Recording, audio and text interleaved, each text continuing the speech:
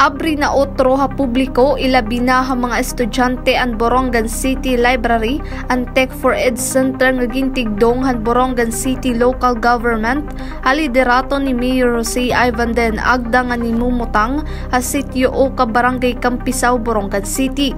An library inabri tikang alas 8 hiton aga nga da alas 5 hiton kulop Lunes koto Biyernes nga adlaw. Ang mga estudyante pwede gumamit hin libro, computer ngan sugad man may da available nga printer ha opisina para ang mga may da project o schoolworks nga kaulangan ipasa.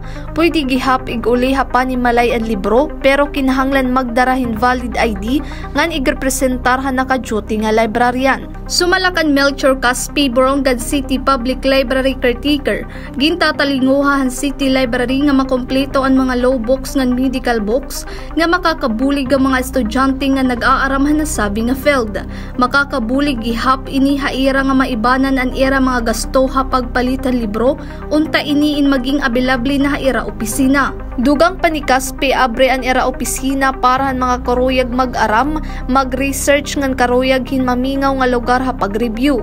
Panuyo han pagtindog han library ha syudad han Borongan nga makahatag hin libre nga access sa mga tawo hin mga libro, computer ngan internet ha mga estudyante nga saktulaan pan-adlaw-adlaw nga balon.